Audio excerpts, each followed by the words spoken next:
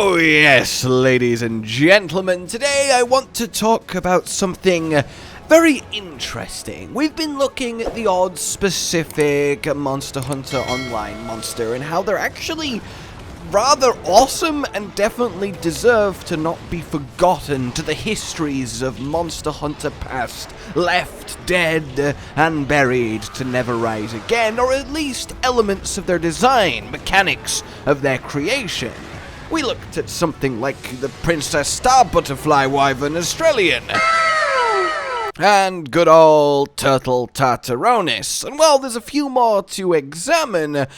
I today want to go over an entire category of monster that was uniquely to online, and why it's actually a rather fun concept, and one that I think could totally actually work in the mainline series. At the very least, it's fun talking about weird monsters. So hey, welcome to the Weird Monster Talk Show! I don't know why I did that. Anyway, what are we talking about then? The lone species.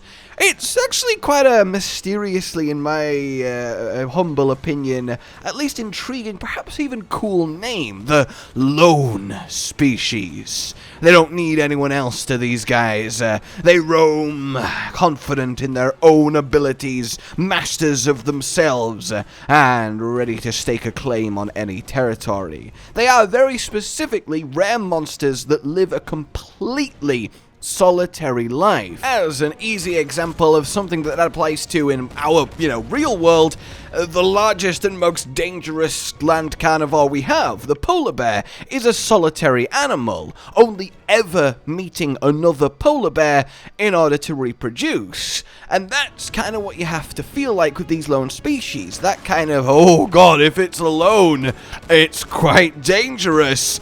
Then again, the platypus is a lone species, and that thing is only dangerous if you try and understand how the hell it came to be and how it makes sense as an animal, because it'll give you a headache. In any case, the best way to look at these guys, and so you have context what you're actually looking at here, it is a beautiful crab by the name of Gonngenn Hermitaur. A Daimyo Hermitaur lone species where primarily after the shell going this lovely obsidian black in contrast with the extra white bleached bone of the monobloss shell, his actual claws get encrusted with crystals. A crystal crustacean. I mean, it's fun to say, so you know it's going to be fun to play against. And his actual title is the Sunflower Shield Crab, because when sunlight does radiate and refract through his claws, it is beautiful and blinding. And I feel like that's something that should really be used more in how he fights. The reality is, he's pretty much like a normal daimyo, except he's a lot more agile in how he fights. He'll move towards you while claw swiping instead of standing still, and he will have regular explosions of crystal coming out of his claws to add a little bit of kick to his attacks. Other than that, he's just a bit faster, a bit more intense, a bit more powerful, and definitely his visuals outmatch the changes to his fight, which is a little bit of a shame. And they find themselves alone in crystal caves that they inhabit, shelling up like daimyos do into a little ball, with the crystal claws in front blending perfectly into the crystal formations to avoid other creatures that might cause them harm. They are very careful, they are very cautious. But ultimately, the bottom line here is a crystal crab as a concept is really cool, especially if he did actually properly refract light and use that as like flash deploying weaponry, or take it even further alongside the explosion crystals and really kind of run with that all the way. It feels like he really could be taken in a much bigger direction, and basically I could totally go for like a rare species or a variant or a deviant crystal-esque crab in the future of Monster Hunter. But to touch back on lone species in general then, the best way to imagine these guys is, well, variants, right, are a monster that's changed in some way and it generally makes them more powerful. A rare species is a, well, just that, incredibly rare, but otherwise, regular subspecies of an existing monster, and it happens to be exceptionally powerful. So, for example, while Lucent Nagakuga is a rare species, there is just a group somewhere of Lucent Nagakuga that reproduce more Lucents and so on and so forth. They're just a standard species, they're not an anomaly, they don't take something lucky or rare or a freak accident to happen. So what happens then if you take a rare species and then have a variant of a rare species? So you're like double stacking that power. And then you take this rare variant, make sure that it is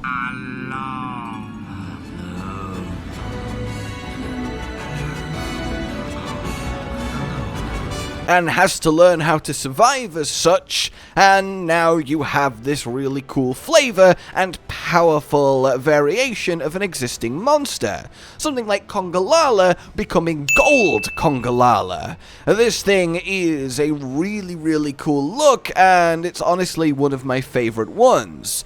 It's the Golden Fur Beast King, and this one can actually get a full-on stink aura constantly around it, which is really quite potent. Other than that, it's just Congalala, well, on steroids, which is sadly going to apply to a lot of these. We have something like Shen Guren becoming Guren Shen Guren. I.e., what if Shen Guren was also a walking, steaming volcano of hotness with fire breath? Yeah, that's pretty awesome. You can totally see giant volcano crab, and the patterning on his legs is a really nice touch. That's a fun little one. Basarios becoming Sandstone Basarios.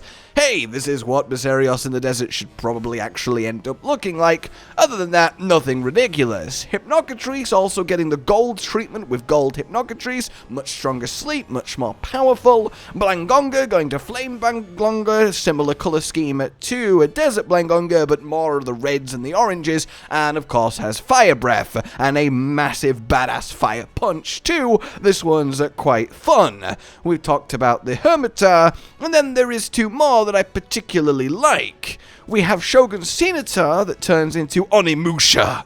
Not even just a different type of Scimitar, this thing is really potent. Pale white with the teal is a really cool color scheme for it, and it is a poisonous version of Shogun on top of, you know, its usual shenanigans. It's the fierce Scythe Crab now, and it has more of a sword and shield as opposed to just dual blades, which a normal Shogun is most akin to, and has a unique shell arsenal as well. And then past that has the usual, it's just bigger, stronger, more complex moves, switch-ups and combos that you would expect.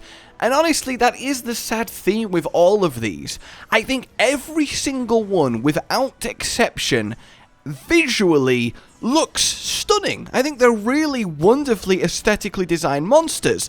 I like the take. Yes, it's not crazy to go, what if Monkey was Fire Monkey? But hey, you know, that's still fine and you can have fun with that. But some of them have really neat original concepts, like the Crystal Crab, like the Golden King Congalala, and like this last one that we have to talk about. Imagine, guys, a Tigrex, if you will. And this Tigrex was actually, instead of a normal Tigrex, was like more orangey red. And what it actually had was like the power of fire, because it lives in volcano areas and it's hot and heated with explosive, roaring, ground-shattering power. Obviously, yeah, I'm talking about Flametigrex. Flametigrex is what I'm talking about. The lone species of Tigrex. So that's what's going on here. Look, I jest. This is the flame-roaring wyvern, and it's more pure fire to Molten Tigrex's blast. It's also much better at shaking up the ground and rumbling rocks away to get under Hunter's feet. And it essentially works on Levisioth or Galactapalor. Galactapalor? I tried to say Ignactor! Thought about its subspecies Glacial and kind of combined them into Glaptacular! That's amazing! Hypnocatrice rules, where its head and its front claws have hardened lava on them that provide an extra rocky carapace of a defense, and then when it heats up, when it gets angry, well, they melten down and give him extra offense in enhanced fire-based attacks. And we also have the fact that his roar can ignite the volcanic air, the particles in it where he lives. It's that powerful. It's like a spark of flame, creating what is essentially a fake fire breath that he can use. He is very physically powerful, and again, while Flametigrex isn't the most, like, mind-blowing of ideas, I think the execution is really good. I like the hardening mechanic, I like how he looks, and it's definitely a lot of fun. So this is kind of why I wanted to bring it up. I like the idea of layering monster power. We have a rare species that's gone off and has now become a variant rare species. Oh no, that's like Ultra Elder Dragon level. And I feel like with that kind of framework, you can end up with something really powerful and really fun. Because a rare species already changes how a monster looks, and then a variant does that even further, but in a very much more specific way. We get a rare species like Silver Rathalos, now it's silver, but then if it variantified, maybe it got like giant lightning wings, because it's now a lightning variant. So we have a Silver Rathalos with lightning wings, as opposed to just Rathalos with lightning wings, or just Silver Rathalos. I realize that's a very basic, easy, simple example, but you get where I'm going with this. And I've often thought, what would happen if you had a rare species that became a variant, and then that rare variant became a deviant, and it just goes on and on and on. Now it's like Apex and Frenzied, and you just end up with this ultra powerful god monster. And it's like they use lone species as a way to sort of do that and have it work as its own category. And while I think some are more successful than others, they all look good and they're all a fun idea, and I wanted to sort of present them and get your guys' input on them and which one that you would like to see, or at least ideas borrowed from, going into the main series. For now though, like if you have enjoyed this, subscribe and hit the bell for more. Consider supporting the future of the channel on Patreon down below. And until we meet again, goodbye. Josh, Cotton, and Hollow with the videos, dropping the humor like a hammer on your tippy toes, bringing entertainment on a daily arrangement to take our insanity and turn it into entertainment. Yes, I said entertainment twice, to reiterate that it is nice to look into your faces on a mostly daily basis when you let us in your homes to make the whole world a stage. Goodbye.